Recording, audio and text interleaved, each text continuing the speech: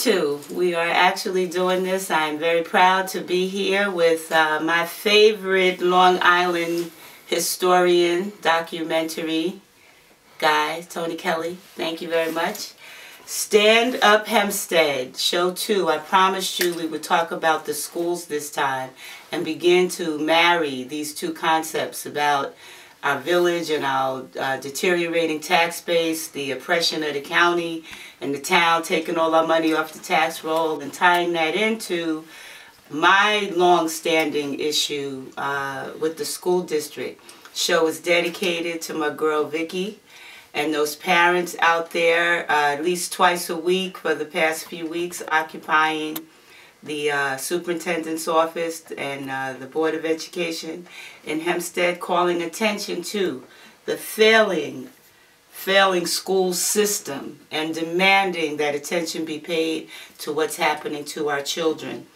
I wanted to start with 2 things because I will always talk about the relationship between them ripping off our wealth and increasing poverty, and now the deteriorating conditions in our community and in particular our schools.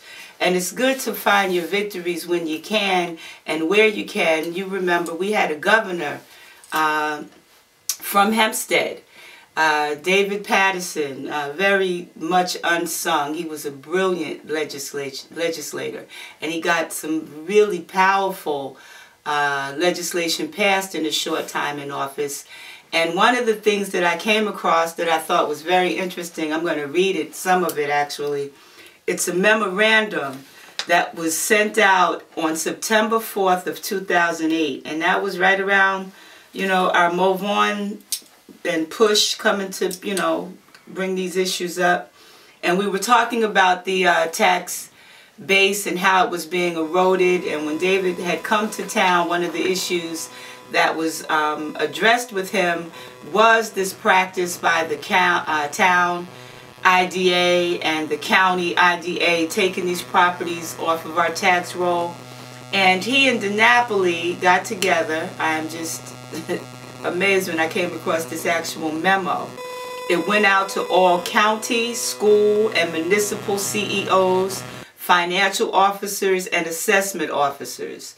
It was from the executive director of the Office of Real Property Services, and the subject was new exemption reporting requirements.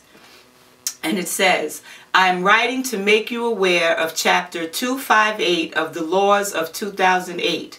This new law adds Section 495 to the real property tax law, requiring counties, cities, towns, villages, and school districts to attach to their tentative preliminary budget on exemption reporting, an exemption report.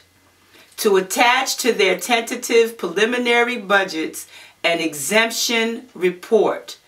It is anticipated that this law will provide increased transparency to taxpayers in regard to the amount and impact of exemptions on the local tax base. While exemptions serve a valid public purpose, they also erode the tax base and shift the tax burden to other property owners within the taxing district. The extent of this impact is largely hidden from view because no systemic reporting is done at the local level. Now, what this means is since 2008, we've met with the board president, we've met with the school board the school district superintendent, we've talked to the village, town, we've talked, now I haven't been to the town or the county since we were going back and forth before, but now the law says that they must report this, how much money is off of our tax base by law. Our district isn't doing it, and in fact, it came up from what I understand in talking to Victoria yesterday, it came up at a recent meeting, and the superintendent started in the normal way that they all start passing the buck. They don't know anything. They didn't know it's out of our hands. There's nothing we could do. Brandon Ray with his posturing, it's nothing we could do. You know, my daughter calls it shuckle and jiving or whatever. But there is something you can do. And when we had a governor that paid attention and a comptroller from Long Island again that paid attention to the people, they passed a law. This tells you that there's something you could do. If you report it and you make it public, this whole denial that you don't realize the impact of what you're doing, excuse me, getting excited, is shut down. So when they start that whining and crying, they don't know what to do, what we need to respond to them with, excuse me, let me just bring it down a notch. What we must respond to them with is knowledge. And then what we must do is stop electing people and stop appointing people and hiring people that lack the knowledge to do and know what we need them to do and know. I am so sick and tired of us passing the buck because our leadership, elected and appointed, are ignorant. They're ignorant. They're ignorant of the facts. They're ignorant of the law. They're ignorant of their responsibility. And it's time we put a stop to it. I'm going too far with this. I just found that to be fascinating, that it is actually the law. And yet in our school district and in our village, they don't even know if they are reporting it, which I went back to look, and they're not reporting it. They don't even know they're supposed to report it. And if you start asking them, they don't know where the memo went, I bet you. But now we have to demand that they not only report it, but that they analyze it. Because, like I pointed out last time, 2 additional apartment buildings are coming off the tax roll. 590 and 600 apartments on Fulton Avenue. They've made an appeal. They've been granted tax abatements.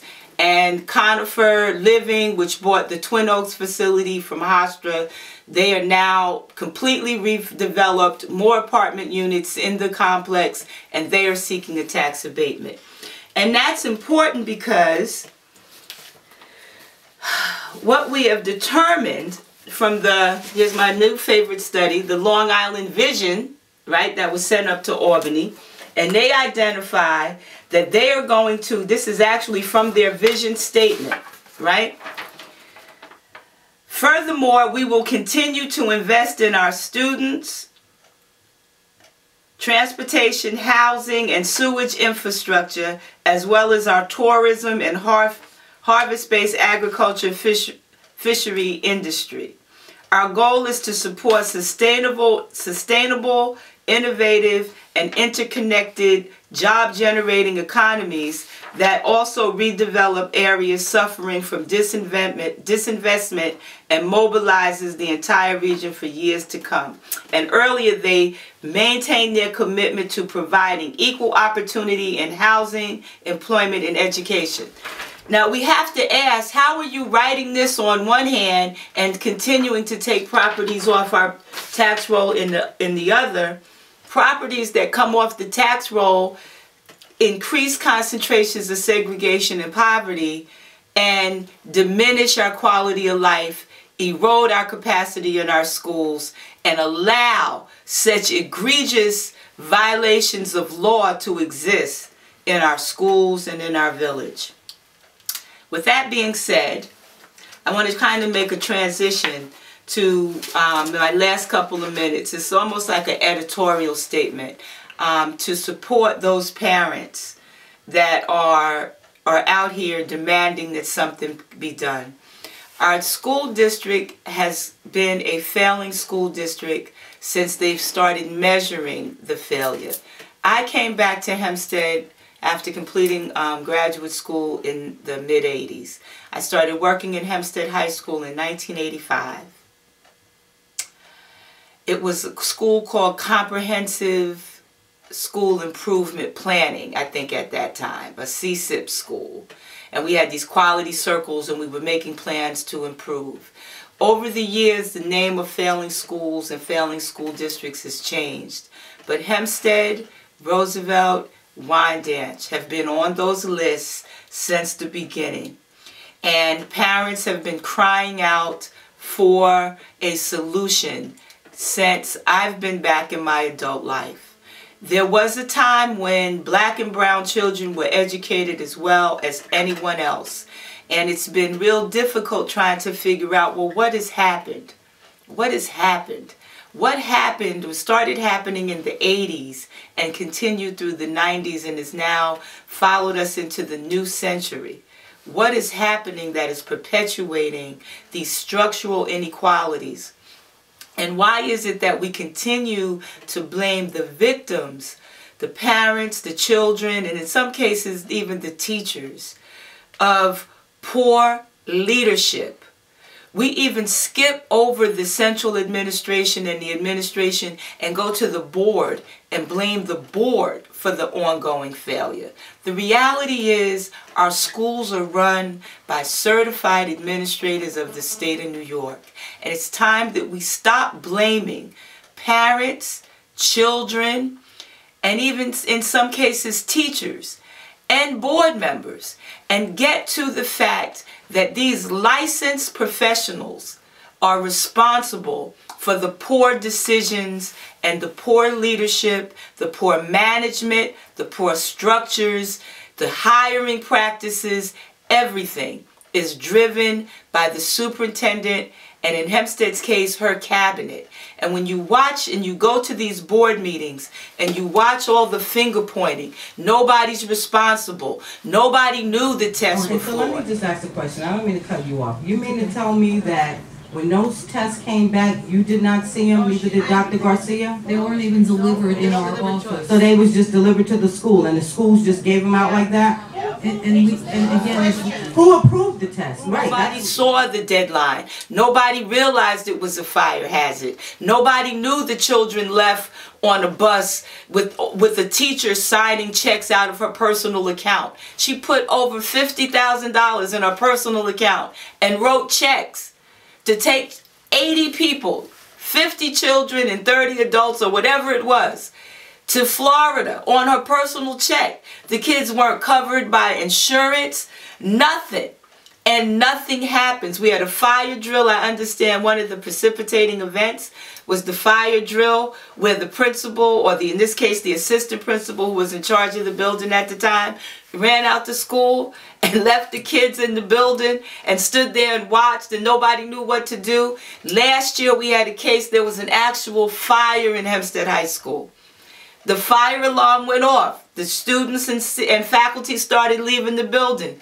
The principal or someone came on the system and said, ignore the fire alarm, because they thought it was a false alarm. They hadn't called a fire drill. There was actually a fire in the building. The fire department came under the underpass, 10 minutes, 15 minutes, nobody knew what to do. The kids didn't know whether to come or go. These are violations of the law. They're not just breaches of common sense. They're not just poor judgment. They are violations of the law. They constructed a fire hazard on the 4th floor of the B building. We had children there trying to get an education. It was an alternative program. I don't know what the problem was. It's like they put classrooms up there or offices, or they wanted to have some kind of counseling center, whatever it was, and built this fire hazard right there. We have pictures of it. Maybe in another show, Tony came up, I made him take pictures. It's unbelievable that these basic health and safety violations, in addition to the poor academic performance, the mismanagement of funds, everything we attempt to do fails. Oh no, not everything. We had a very successful program, a pilot program with BOCES and Even Start and Family and Children's Services. 22 high-risk students, very high-risk students, dropouts, truants, very low academic achievement, the works, parenting and pregnant, all with 50 or more days out of school in the prior year, all failing all of their classes. We had a 100% turnaround with the pilot program with those students. 100%. Every one of them improved their attendance. 6 of them finished and earned degrees, high school diplomas. They all increased their achievement. We had a very successful GED program. They dismantled it. Not just in the past 2 years, 44 GEDs earned, and the program was dismantled, not supported at all. But in the past, in the 80s, in the 90s, we had GED programs with that same kind of success. They were dismantled. The question is, why is it when something works, we dismantle it? When people care, we run them out of the district. And the things that don't work, the people who don't care enough to know. How do you send a test out and no one proofread it? That's because you don't care.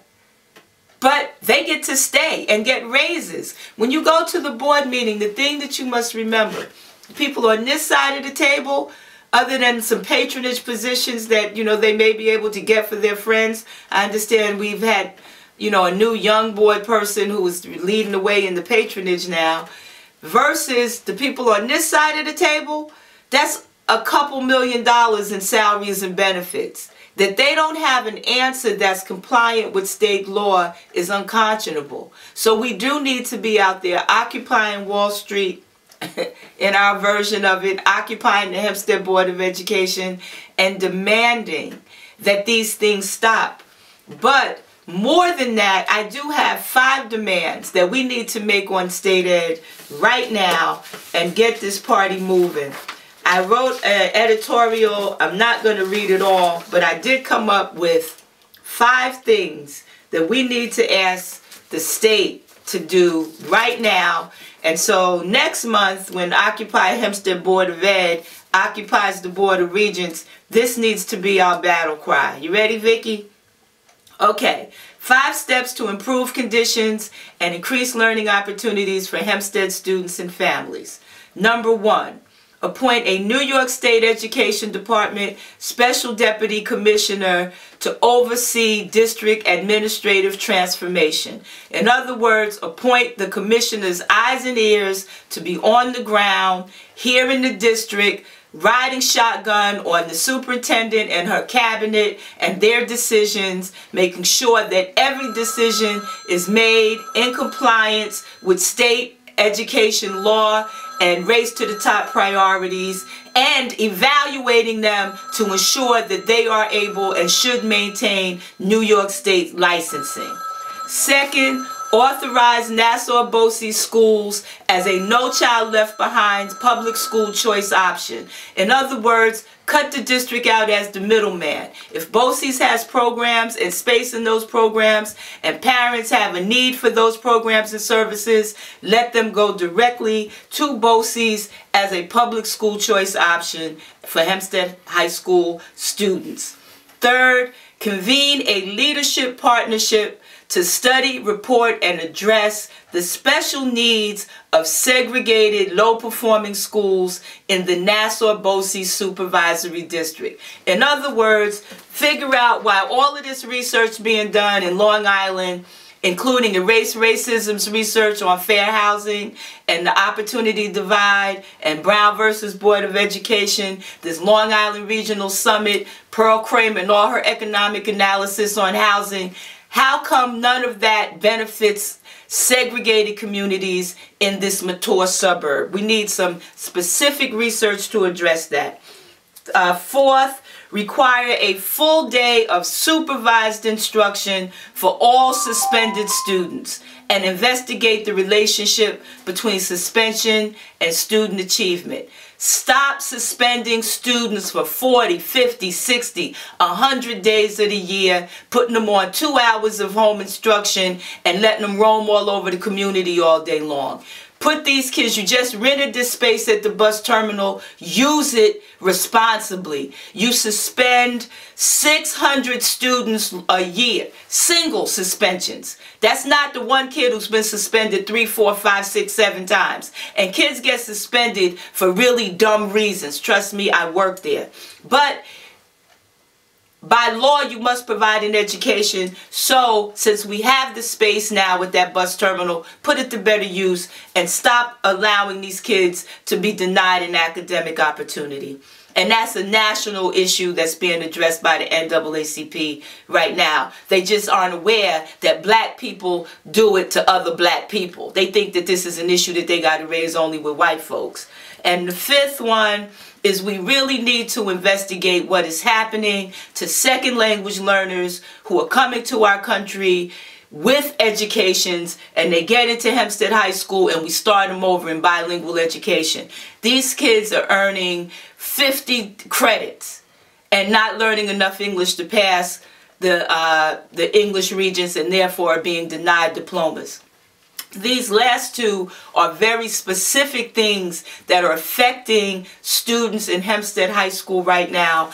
And these 5 things, they can be teased out. We can do more. I'm hoping to get a sit down with some of the former members of SOS, parents who were organizing when our children were in school, to join forces with these current groups of parents, because as it turns out, 25 years later, the situation has not changed. We're fighting the same issues. We must stop blaming the victim. We must stand up, or our children will continue to perish and we will lose everything. See you next week.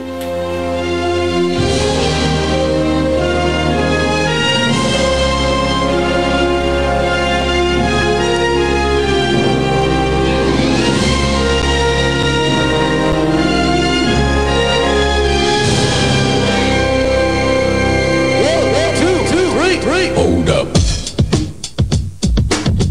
Here's a story. You can't handle the truth.